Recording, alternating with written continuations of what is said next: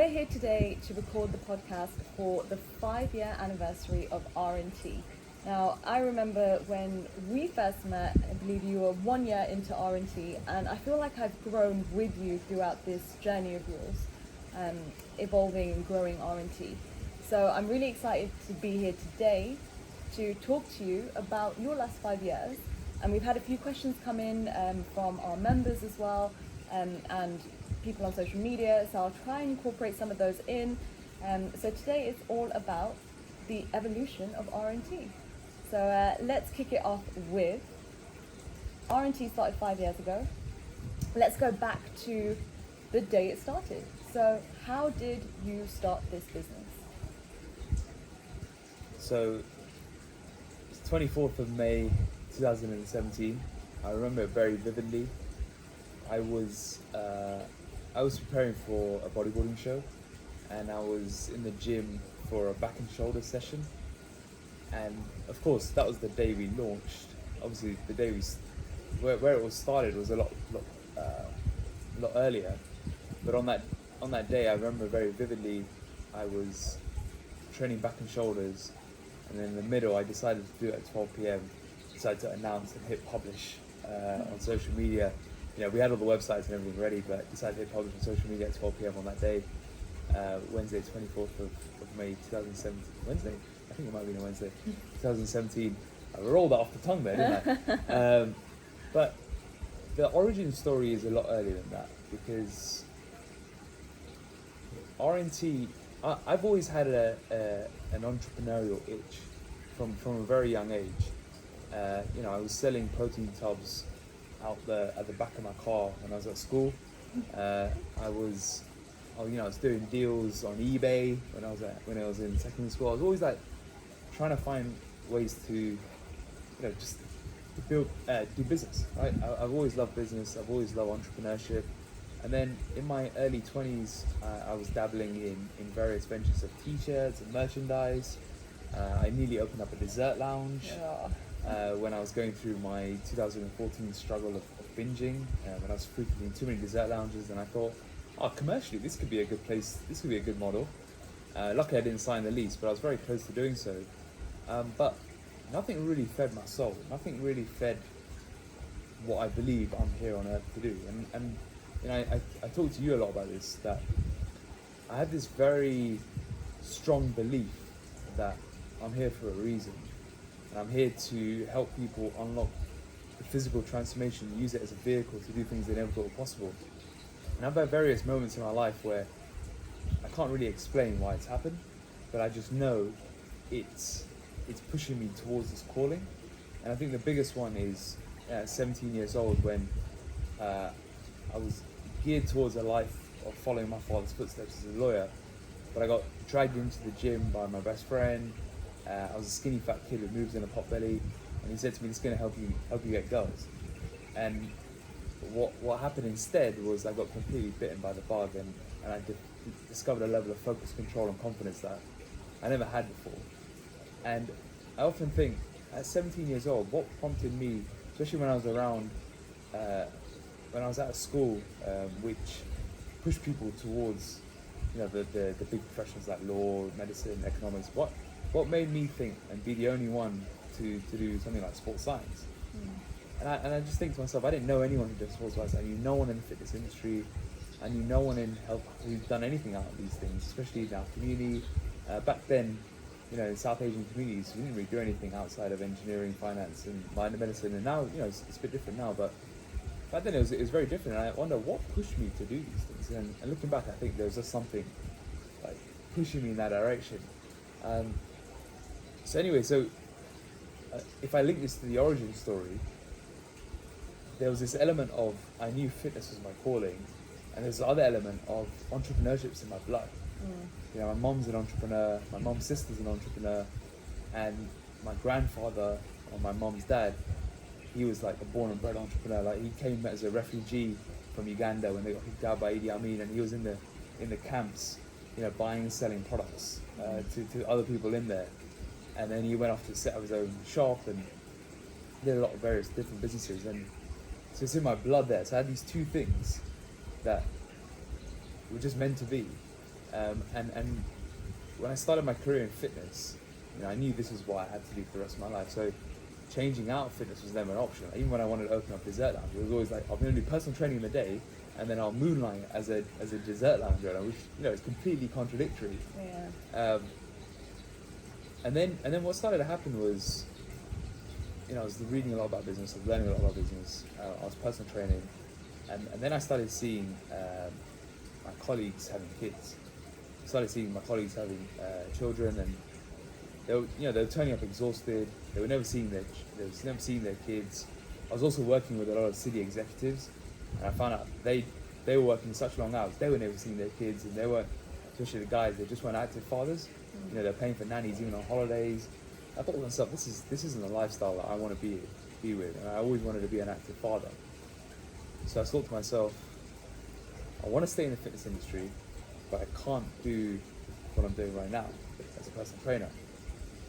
The future of the world is definitely going more online. I've been helping people online all throughout my time as a gym floor personal trainer, because all my friends who are around the different parts of the country at university, I started doing online coaching before there was even online coaching.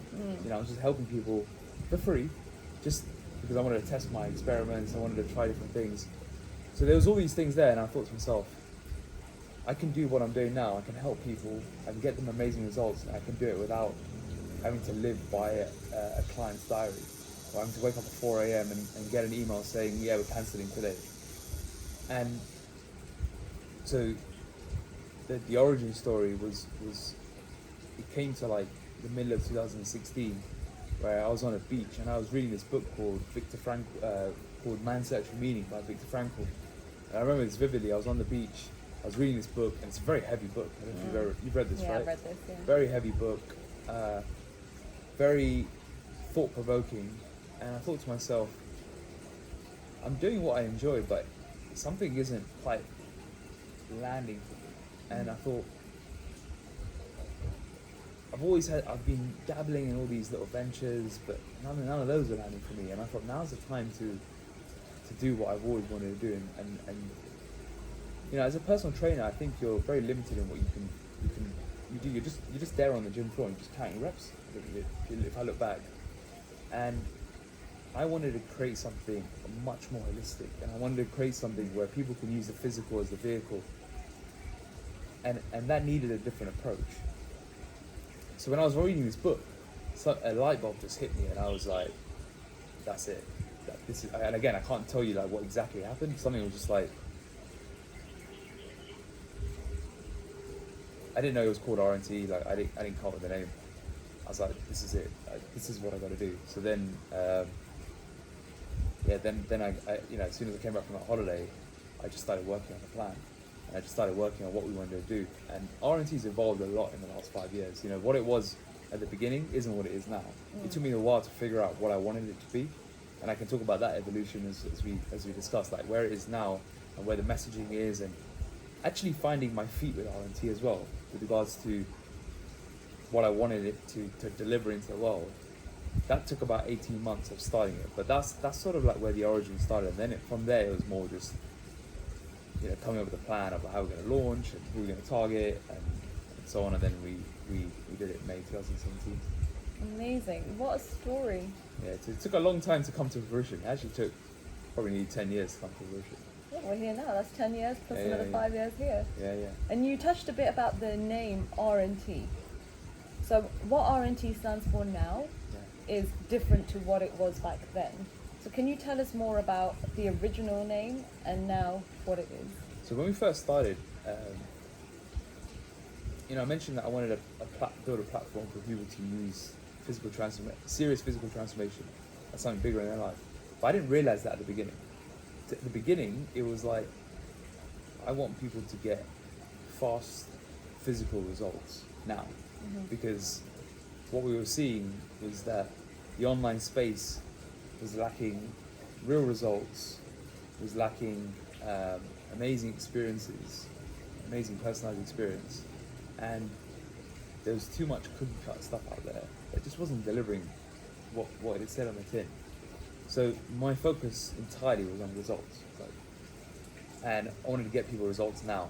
So the origin name was Results Now Training, right? So that's where RNT came from, and I never really liked that name. People never really knew what it meant, RNT meant, because I never really said, oh yeah, we're Results Now Training Fitness. Like, it's a very clunky name, and it doesn't really sound good. But RNT kind of rolls off the tongue very nicely, right? And then when we did the rebrand last year, we went through a phase of like, should we change the name? And for a long time, I was gonna change the name, and then I was just like, RNT just sounds so good. Like, it just rolls off the tongue, isn't it? There's something about it. It just sounds RNT, RNT. I was like, we've got to figure out a way to keep the RNT but change the name overall. And it was actually Ed who said, what about like, I was like, we've got to keep transformation in there. And Ed was like, what about redefining the narrative of transformation? Ooh. And he said it on a Saturday morning WhatsApp group.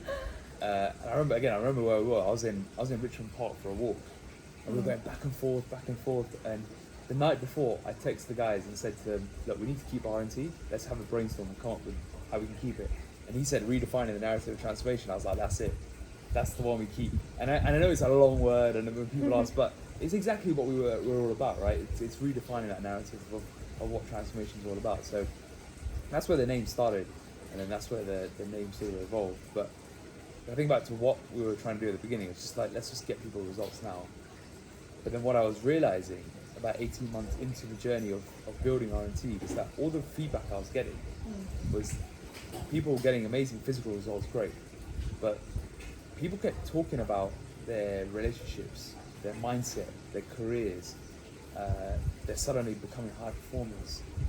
They've got more confidence. They've got more focus in their life. And all these things they were just talking about other things apart from the physical stuff. And then again, I was in Thailand at the end of 2018, so about 18 months in, and I was reading a book called Mission by Michael Heyman. And I was on Rayleigh Beach off yeah. Krabi. And I was reading this book called Mission, and I thought to myself, what is the bigger game we're playing here? What is the bigger reason for what we're doing? And then I was walking, and I was on a solo trip, so I was walking, and I just had this message come to me, or this thing come to me in my head, whereas it was basically, I'd written an article in June that year called "It's More Than Just the Physical," and so many people related to that. So many people said that's the best article you've written. Inside of that article, I wrote, the physical it's not just the physical is the vehicle. And I wrote that just as a part of an article. Yeah. When I was on this walk, this thing kept ringing in my head saying like, the physical is the vehicle, and it said like, what are we, and then I did a voice memo to myself. I don't know if I've ever played this to you. No, I I don't this think voice you memo have. to myself, and it basically said like, we're all on this like earth trying to like go through this journey of life, and what I'm here to do and what RNT is here to do and what my team's here to do is to help people who are on this journey use this physical as a vehicle to make that experience better. And that's when I was like, this is what we're about. This is what the mission of RNT is, and this is why I've created it. And that's where everything became easier for me, because before that it was still very much like quick fix mentality, fast results. You know, we used to have 1 month plans. What can you do in 1 month? 3 month plans. And that's when it really clicked to me, like, this is what we're doing. It's a holistic approach. It's more than just the physical. Physical is the vehicle. And we're going to get you in jaw-dropping shape, no doubt. But we're going to help you build a lifestyle solution to help you stay there. And all the mistakes, all the experiments, all the trial and errors, all the failures I've had personally in my last 12 years of fitness, I don't want anyone else to experience that. I don't want anyone else to go through the binging, yo-yoing cycle I went through. I don't want anyone to experience all the injuries I went through. I don't want anyone to experience all the late nights researching for hours and hours and hours, stuck in paralysis by analysis, like, how should I do my program? How should I do this? And I say these are like mistakes and failures, but ultimately I learned so much about health and fitness then. And I learned how not to do health and fitness. which is why now I feel like we've got the ultimate. I know we've got the ultimate blueprint to help someone get into the best possible shape, but also learn how to stay there and continue to improve. Whether they want to build muscle, whether they want to crystallize a lifestyle solution so they can just stay in shape. I said something in passing yesterday to someone. I was saying, it's to Ivan. I said, I want people to go to school on my mistakes that I've made, because the mistakes that I've made, a lot of people who've been in this game for a long time have made as well. And that's how RNT evolved in its mission, its messaging, and ultimately what we deliver. And now, what I'm trying to create is the ultimate platform to transform. And my vision for this is way bigger and way bigger than where we are now. Because when I look at the fitness industry landscape, when I look at the health and fitness world overall, I think there's a huge gap for something like RNT Fitness to be on a massive scale. To give people amazing experiences, to give people amazing results, because we give the best results in the world, hands down. And there's a gap, because at the moment all we see on the big scale, and I'm talking on the big scale, where it's funny, like the people that are having the biggest impact in the fitness industry are, when I look at their results, I look at them as businesses and think they're doing amazing things, but I look at their results and I'm like, we could do so much better if we just had that scale. I think there's a big gap for what we do, because right now the big companies are in wearable tech, in sort of very low cost AI driven platforms, or data tracking, but there's nothing like total transformation. And I think that's what we're going to head towards. So that's a long-winded answer to your question, but hopefully that gives you a bit of an insight. Yeah, absolutely. And we'll talk a bit more about your kind of next 5 to 10 year plan and next steps towards the end of this. So you've gone through RNT, what it meant and what it means now, and also how your definition of transformation has changed, and how you've actually made that relevant to your program and what we're doing here at RNT. You touched a bit on the blueprint, so I'd like to dig a bit deeper into the blueprint, because when you started, you didn't really have a blueprint. No. So how did that actually evolve, and how are your members now using that? It's a really good question. In that, you're right. When we first started, it was just, let's just get you ripped. That was it. Like, that's all I cared about. And then I was like, okay, what happens afterwards? And how do I avoid? All I'm doing is helping people get ripped, and then they're just falling into the same cycle that I fell into. So that's not really helping anyone, is it? And again, that's why the book starts with the word line: "Getting in shape is easy, but staying in shape is a whole different ballgame." And I was getting all these people in incredible shape, and then I started to think, well, they're just falling for what I was doing wrong. Let me help them for that bit, which is now called consolidation. Then it was, okay, you sort of consolidate. What do you do now? How do I help people stay in shape, but also want to improve? Like, how do you make improvements? Because if I look back on my fitness journey, it's always been, I've spent more years trying to improve my physique and optimize my physique than just getting ripped. So what was all of that? So then I started looking back on my own fitness journey and seeing, just sort of like almost blueprinting that, and then I'm thinking, how does that work for the average person who's busy, time strapped, and has less than average genetics, which, when I think about it, is me. I'm that person, busy, time strapped, doesn't have the best genetics, and that's probably many of our members. And also the other thing is they want to be high performers. So that's the sort of type of person I'm thinking of, who is me. So it's an easy way I can relate to that person. And I just thought, okay, well, if someone starts with us, how does that journey evolve for the next 3 to 5 years? And that's where the 5 phases came from.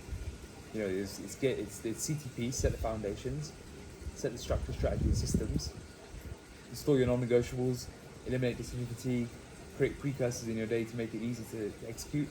Then it's the process phase, and then I thought to myself, all right, this is very predictable what happens. You get great results, then you suddenly go through a little bit of a dip, motivational, it's not sexy anymore, it's not exciting anymore. You want to change programs, okay, great, motivational dip. You come out of the other end, then you start getting like 8 weeks worth of results in 4 weeks because you're just firing on all cylinders. you start gathering momentum.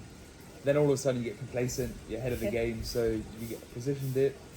And then you go through the grind, which is the 3 to 4 week period where you're throwing everything at it, everything at yourself, and you're creating orchestrated suffering in order to get to the best shape possible. Then you hit your checkpoint.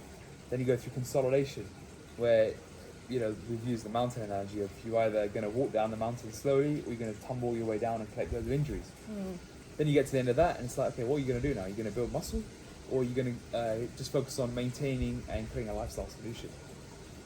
Okay, whichever one you decide, there's elements to that, such as having key performance indicators, learning how to eat out and sustainably live, learning how to travel, like how to build your ultimate lifestyle solution. That takes 2, 3, 4, 5 years to the end of the reward phase, which is where you effectively get to have your cake and eat it. You can live your lifestyle solution, and that's where I'm at, and I've been at for a while now, and that's why I can look back and see all the mistakes I've made, because I want everyone to be in the reward phase where, you know, we've been in Bali for a couple of weeks. I've had a dessert every single night.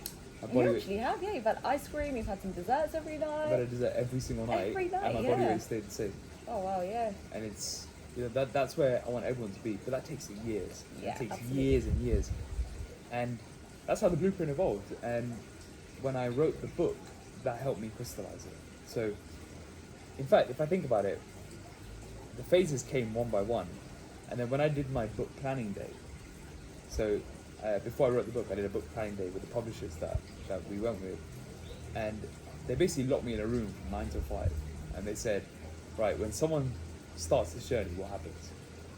Then what happens? Then what happens? And I was just literally just speaking, and they were just picking my brains, and as I was doing it, they were writing post-it notes everywhere across the thing. And then I looked at it all afterwards, and I was like, this is the 5 phases. And then when I wrote it, if you remember the first draft, it was all over the place. So there were 5 phases were there, but it wasn't structured. It was just sort of a brain dump. And then the editing process, and I think you probably helped crystallize a lot of it into the, you know, the accelerators and things that happen at each phase. You helped really tidy and organize that up, and that's where it became very clear what happens at what phase, why it happens, when it happens, and it's ultimately a blueprint. And, you know, one of my mentors and friends always says success and failure are very predictable. And this journey is very predictable. It's unique in how it unravels. Yeah. So everyone will go through each phase will have different lengths, different challenges, but it's all very predictable. Like, everyone will go through the same experience. So when people tell me, like, I've got this unique situation, I'm like, when you've worked with thousands and thousands of people of all different backgrounds, all different countries, you know that we're dealing with humans in the end, right? Yeah, absolutely. It's going to be unique in how it unravels for you, but it's going to be predictable at the same time. And when I look through those 5 phases, it can be applied to any part of your life.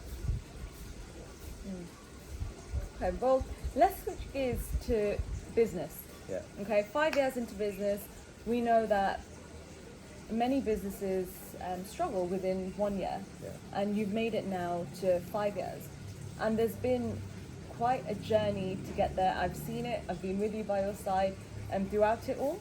So let's talk more about some of the challenges which you've had in the last 5 years. I think these last 5 years have been, so I talk about transforming your body as being the ultimate personal development tool. At the same time, I think business is the ultimate personal development tool. Okay. As well, because you learn more about yourself when you go through the hardships of business than anything else. And I often don't talk about the challenges of business much. I don't think I really talk about it at all, because I often think, well, what people don't care, right? And now's your opportunity. This is all about your 5 years. It's this, you know, each anniversary we've had, I never really thought too much about it, but for some reason the 5-year one feels very poignant, special, because I know the startup failure rates. You know, I know the rate from 0 to 12 months is bad, but it's doable. But 1 to 5 years, like, most companies come and go before that. So I'm very grateful to be able to mark this occasion. of 5 years, and I'm very grateful for everyone who's believed in me, who's supported us, who's helped, who's believed in this mission. The team, the members, the mentors, friends, everyone who's been around it, because it's been really tough getting there. And you know, people say that business is easy and business is a smooth ride. I don't know what businesses they're running. Honestly, it's been one of the hardest things I've done, and I think the hardest thing has been dealing with people. I think you learn very quickly that people are unpredictable, and if I look back, the most important thing to find in people is value alignment. Is if the values aren't aligned in the people that you work with, it's the relationship's never going to last. If I look at the longest serving team members of RNT, we're very aligned with our values, very aligned with our priorities. Absolutely. Where that's gone wrong in the past, there's just been a misalignment of core fundamental values. And if I think back to the challenges that we faced, you know, I've had a business partnership breakup, I've had lawsuits, you know, I've had the Chinese whispers and the backstabbing and the Akash is this, Akash is that, and that comes with the territory, right? If you put yourself out there, these sorts of things happen. But I think in all of this, the one lesson I've learned is just having an unwavering belief in what you're doing, and I think you need people around you to help you keep that belief alive, because I think sometimes it's hard to see the wood for the trees, and when you're getting beaten down, you can still keep that belief alive, but you also need people around you to help you keep that alive and say to you, Akash, what you're doing is amazing, keep going. And I know you've been one of those people. My mom and dad, the core team members, some of my best friends, and they've always said, dude, just keep pushing. Because I think I learned very early on that there's always going to be challenges. You just got to keep pushing through, and that's all I can really. That's what I've really learned. And what I've learned is all the things I've learned from bodybuilding have helped me in business. Things like ruthless consistency, but also orchestrated suffering. When I push my body through self-inflicted pain, I feel like I can take on anything.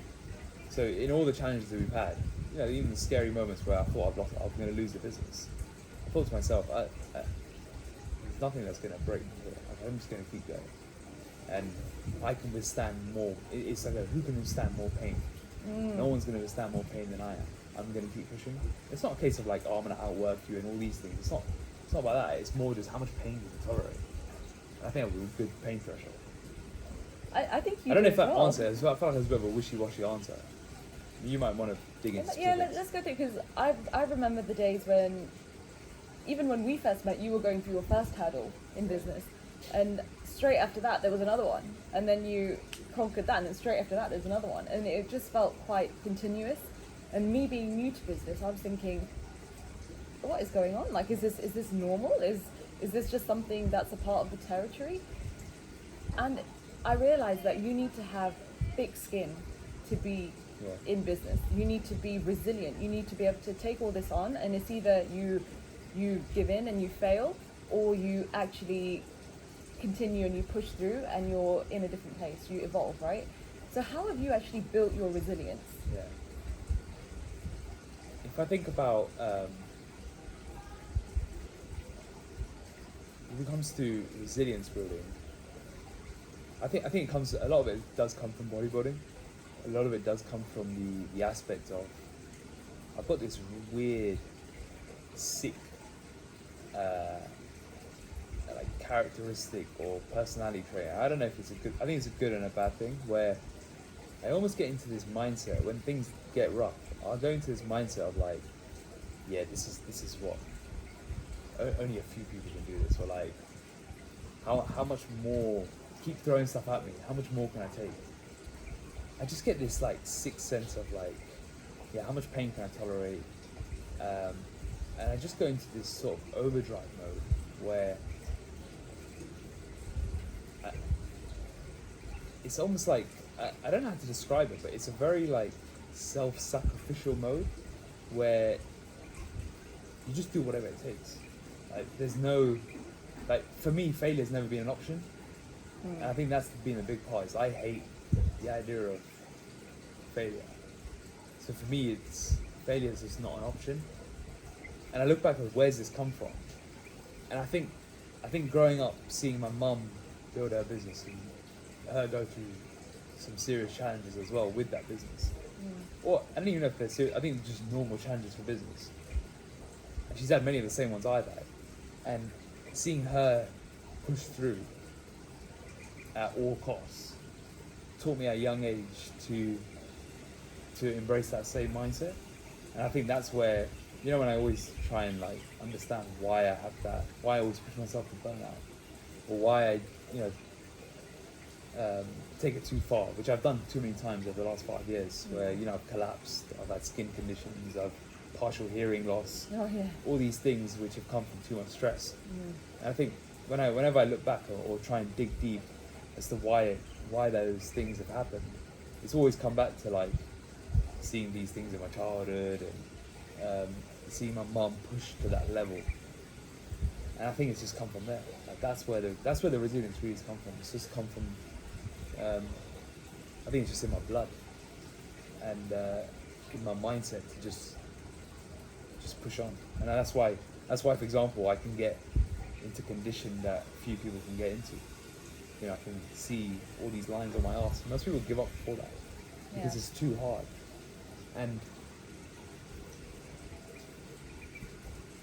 I think that's the biggest thing I've cultivated in the last few years. And in that journey is I've just learned a lot about business, which is why if I was to start now, I would do things so much differently. And I think we'd grow much more quicker. We'd have avoided a lot of roadblocks that we had. But at the same time, I look back and think, well, then at the same time, we wouldn't have learned what we have learned. And you know, one of the questions people ask is like, you know, if you could go back again, what would you do differently? A lot of the things are just, I would have applied all these 5 years of lessons into now. You know, the average age of a founder is 42 years old. And I think people often forget that. And the other thing is, most people's first businesses are failures.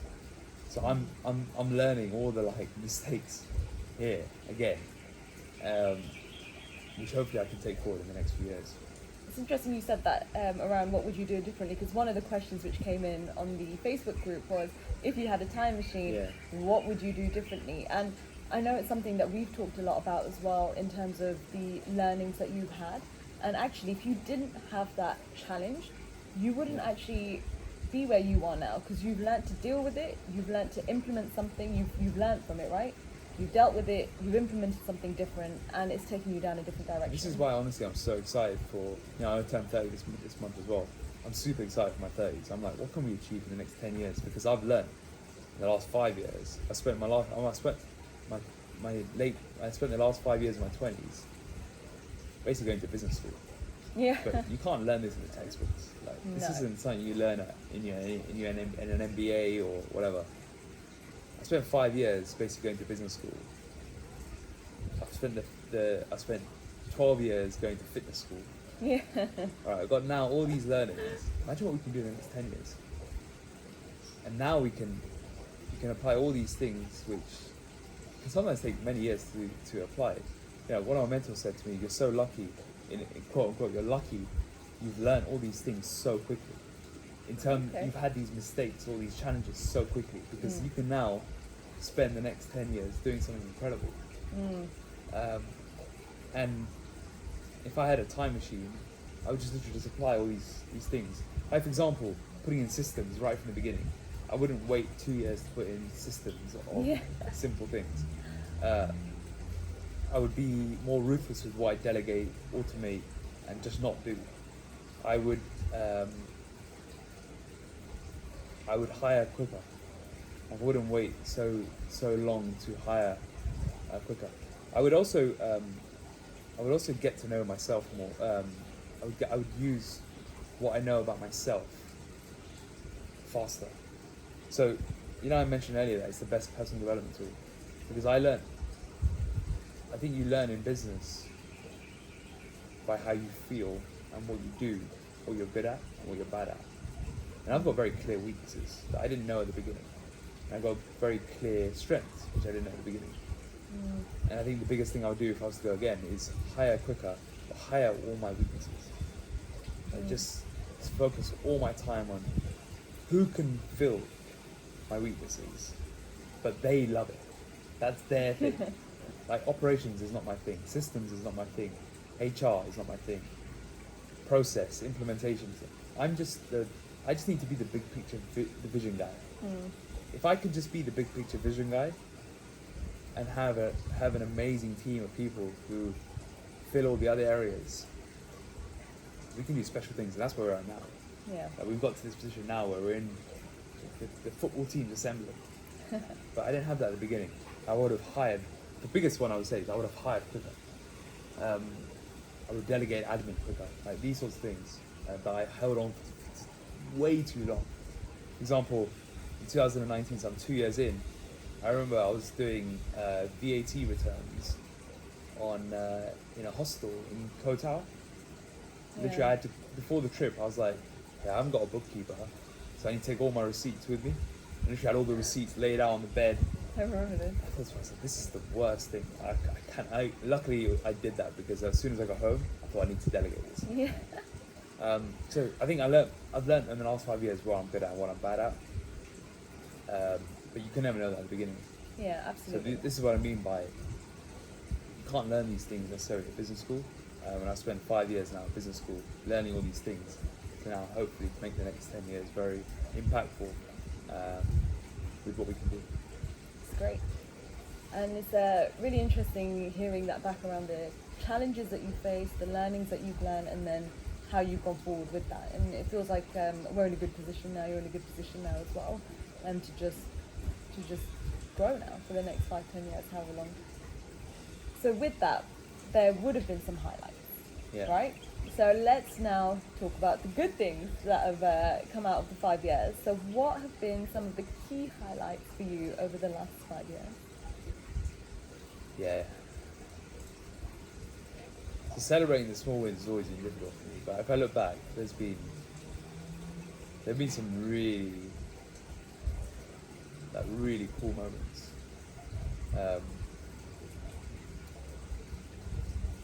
I'm just going to go in random orders. I'll just fire off a bunch of highlights. I think the first one is when I released Sean's Transformation. Something changed in the company then, because firstly it put us on the map, but secondly it changed so many beliefs around what could be done for people with average genetics. That transformation shocked so many people, and it's the reason why it's been copied and stolen so many times. I've had so many people rip that one off. I'm like, but that was a real special moment. I remember there was a transformation which really changed the way I thought about what we do. Was Christian Khanna's transformation. Oh yeah, that's good. He won the first giveaway we ever did in October 2017, and a year later, in between and writing that article, it's more than just physical, and going to Thailand and reading Mission, his transformation of losing 55 kilos was there. And I remember at his photo shoot, just thinking, I just had hair standing up the whole time. And I just remember thinking, this is what we do. This is someone who is just transformed in so many ways. So many ways I can't even fathom. Mentally, physically, emotionally, his relationships, his career, his mindset, everything. That's the one transformation that changed the way I think about transformation. Because he got into amazing shape, but he just changed everything. He changed everything. And he took action in a way that I've seen few people do. So that was a massive highlight. Launching the book was a massive highlight. Oh yeah, that was amazing. Writing and launching the book. The 2-year anniversary party was a big highlight. And it's a shame we've not actually been able to do a party since. Of course, we've got one coming on June 18th. Yes. We're all buzzing for that one. The team are going to be there. Got loads of members So coming. that's really exciting. It's gonna be amazing. That was a really special moment because until then we'd only done anything in person we'd done. It always been like a technique workshop. Having a London club packed with RNTers was very special. Yeah. I think there've been a lot of like small, like feeling highlights. Like when you feel something's changed. Like for example, when we moved from quote unquote band of brothers team to a team of professionals. That was a really cool experience because I'd always wanted to create a professional environment for fitness, and I think that's sorely lacking in a lot of fitness companies, and I certainly hadn't experienced it before. So for me, creating a professional environment was very very important, and I think that happened when we started hiring different caliber of people. We started hiring specialists, not generalists. That was definitely an experience. I think another couple of highlights is seeing the growth in some of our team. You know, we're recording this in Bali, and Ivan's here with us this week. He's been with us for 3 years, over 3 years now. Someone like Ed is coming up to his 3 years, and I say those two specifically because they've been with us through thick and thin, but also I know their story as well. In that Ed was going to leave the fitness industry before he joined RNT. This was his last hope. He was searching for that team of professionals where he could have a career path, and seeing him go from effectively a burnout personal trainer to working with us as an online coach to now being head of performance. And he's running tech meetings, he's running coaching meetings, he's hiring, recruiting. That sort of growth to me is incredible. Ivan, he went from a burnout personal trainer who's working 3 jobs around the clock with no stability, no security, constant state of anxiety, which is the life for fitness trainers, to now leading our education internally and externally as our head of applied research. Seeing that sort of growth is a massive, massive highlight for me. Because another reason why I wanted to start RNT, I talked about it from a member perspective of like, I wanted to people get the best possible results with an amazing experience. The other driver is linked to why I started RNT. Of I wanted to be able to create a platform of growth for other fitness professionals, especially. And I say other fitness professionals specifically because in the fitness industry, there's a lot of problems in there, and some of them are, if you don't work, you don't get paid. So it creates a mentality of I've always got to keep working. So you're always in a state of fear. Where's my next client coming from?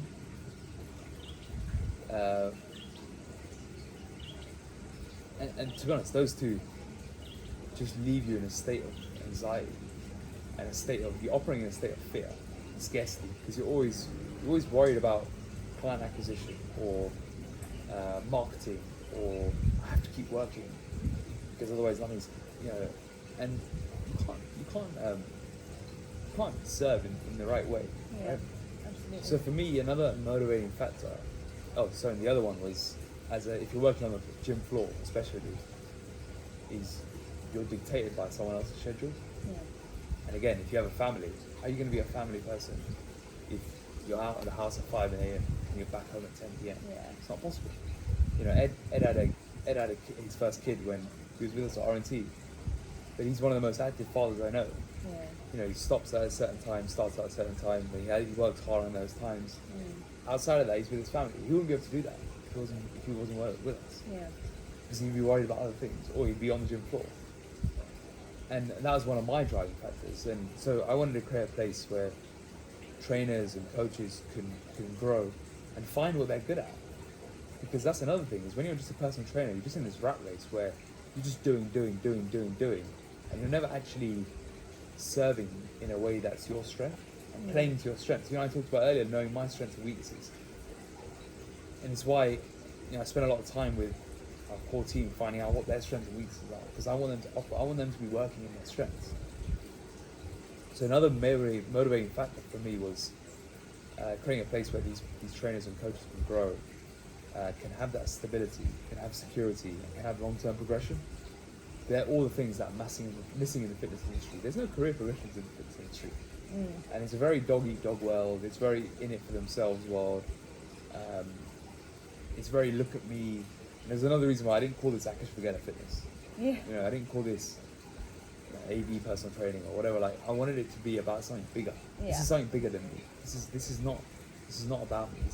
I'm here just to create the platform, build a vision, and for others to thrive and serve our members and change their lives.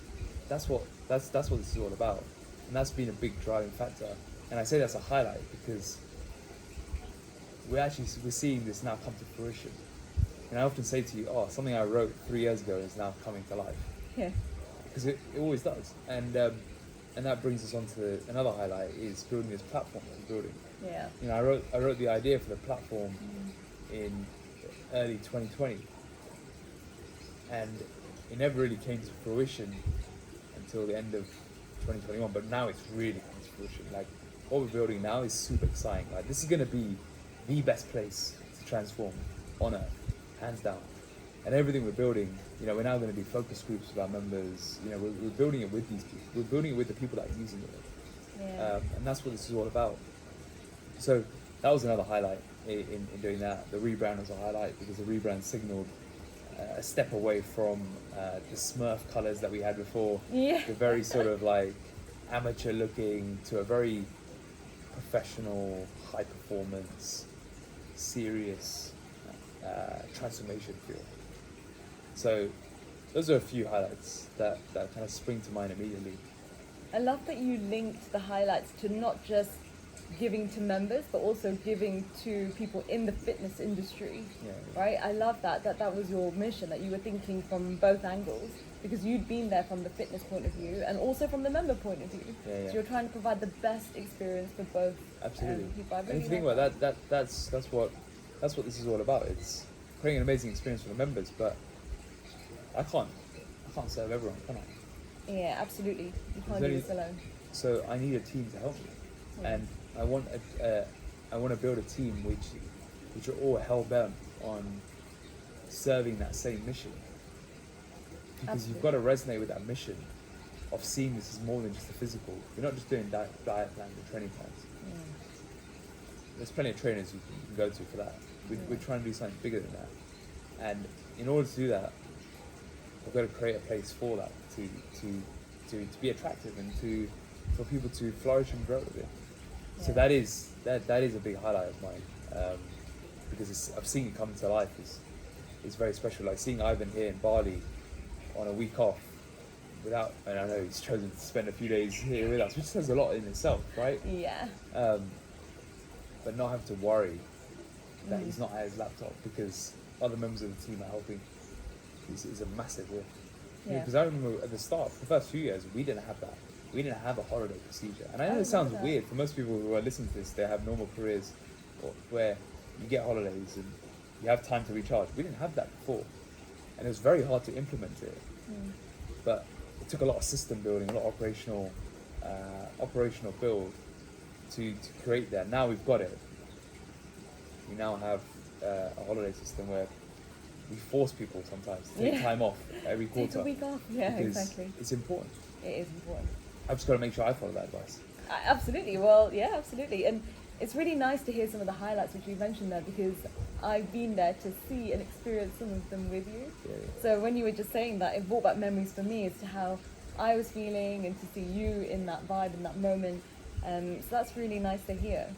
And I've got one more question that I want to go through, and this one's from Ed, actually. And in the Facebook group, he's posted some good questions in there. One in particular, which was, what is the best decision that you've made over the last 5 years? And he actually specifically said it's linked to hiring him, but I'm going to hear it from you.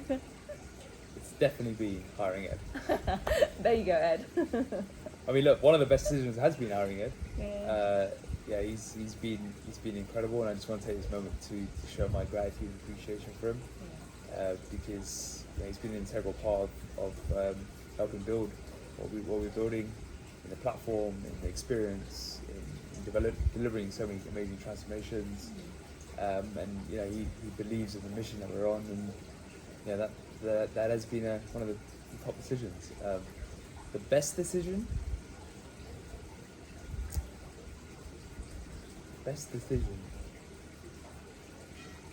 I've made in the last 5 years. You can give us a top 3 if you want instead. Well, I feel like there's a lot. Yeah. Best decision is starting RNT. Okay. I know that sounds a bit cliched, but honestly, it's been the best. I say there's 3 priorities in my life: it's my physical health, you, and my wife, for those listening, and RNT. I live and breathe it. I don't. You do. There's yeah. not much I think about outside of those 3 things. And to be honest, most of my thoughts are dominated by RNT. Like, I'm always thinking about something to improve within RNT, or fix, or solve. And I think it's been the best decision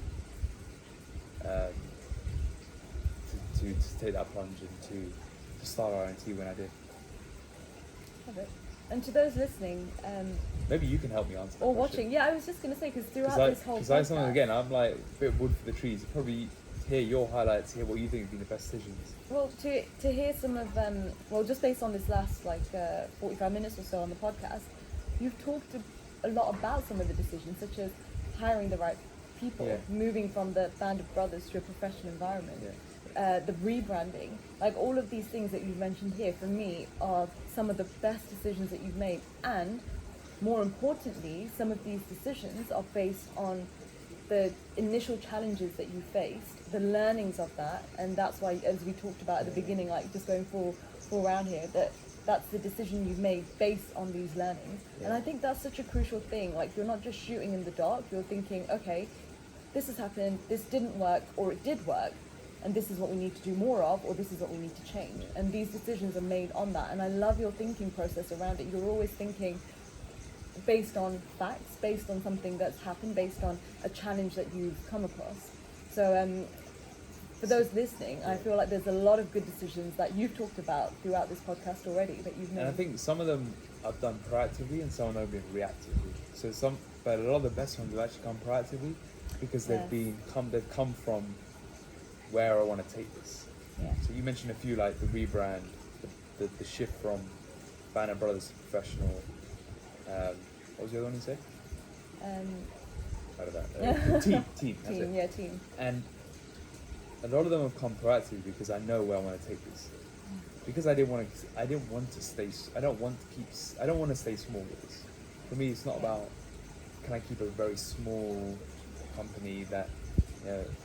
For me, this is about a bigger impact, and that requires significant changes. Like, for example, could results in our training, as it was in that Smurf blue, in that feel it had, could that be a world-class brand that serves millions around the world? No. So it needed to be rebranded. Could we build a team? Could we have a culture of the wrong people who don't fit our values or who aren't the right fit for the future? Yes. That's an important thing. Like, are these people the right for the future? No. Okay. Well, let's have some difficult conversations. Yeah. And that's some of the hardest things to do is having difficult conversations, saying, look, I don't think this is working. We're gonna have to part ways. Or like, firing is never easy, or letting go of people is never easy. Sometimes it's got to be done. Yeah. I've had to have those conversations with quite a few people over the years, and it's not always easy. Having difficult conversations is probably one of the things I find the hardest. It plays on my mind for weeks before, I know it's coming, but I know what the reason for it is, and structuring that in a way that keeps it done in the right way is the hardest thing ever, right? Yeah. But having them is critical because I knew where I wanted to go, and that was another one. Or like writing the book, I knew I needed to crystallize this blueprint for people to understand what's coming for them. So you're right in that some of the best decisions have come from this podcast. I've been mentioning this podcast, but they've all come from understanding where we're going in the next few years. And I've always tried and spend time each week especially now. Before I didn't get much time to do so, but now I really spend time actively in the week. Like, where are we going? And then asking you guys to help me get there. And that segues really nicely towards the last question, which is, where is this going? You've got another, you've got your future. You talked a bit about where you want to go, your next steps. Can you share with us what do the next 5 to 10 years look like for not just RNT, but for Akash Vagela as well? Yeah, for me, next 5-10 years, my early 30s. Yeah. I think personally, it'll be probably starting a family. I think that'll be the big sort of change in my life in the next 10 years, and making sure I stay true to what I said is being an active father. It's very deliberate, which I know you're going to obviously hold me to account to. Absolutely. And then with RNT, like I spent a lot of the time in the last 18 months trying to create a way to make this to build the foundations for us to really grow.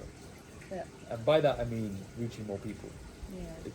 It's really as simple as that. It's how do we create the structural framework operationally with our team, with the delivery, with the member experience to deliver this to more people, because people need our message. And I was alluding to it earlier, in that I really see a gap in the health and fitness space of holistic transformation, of serious, let's get you into jaw-dropping shape and then teach you how to build a lifestyle solution. There's no one else doing that on a big scale. And I don't see why we can't be the ones to do it. And that's where I see the next 5 to 10 years going. And I'm going to do whatever it takes to get there. Now that I can see it. Before, 2 years ago, I could see where we are now. In that I knew I needed to create something a bit more sustainable. What I was doing was not sustainable from a work perspective. Now I can see what I do is sustainable. Now I'm like, okay, now all I'm thinking about, I spend a lot of my time thinking in the future of like, this is where we want to go. Now it's just like, we just need to execute relentlessly and just go for it, because it's definitely possible. It's just going to require a ton of hard work, sacrifice, and team effort to get there. But anything I've said I want to do, I've never not done. And it's one of the things I pride myself on. Is one of the reasons why I feel like I'm a confident person, is because in the last 10 years I've always backed up my words with action. And if I say I'm going to get shredded, I get shredded. I don't duck out and say, a lot of people duck out, and I always follow through with what I'm going to say. If I say I'm going to write a book, I'm going to write a book. Yeah. And in my mind, I'm just trying to understand what it is that we really want to achieve, and then it's committing to it, telling you guys all, and then just staying unwaveringly focused on making it happen. So because I have that quiet confidence within myself, I know if I want to achieve something with RNT, I know it's going to happen. And that's why I always believe in, it's why I see potential in people before they do.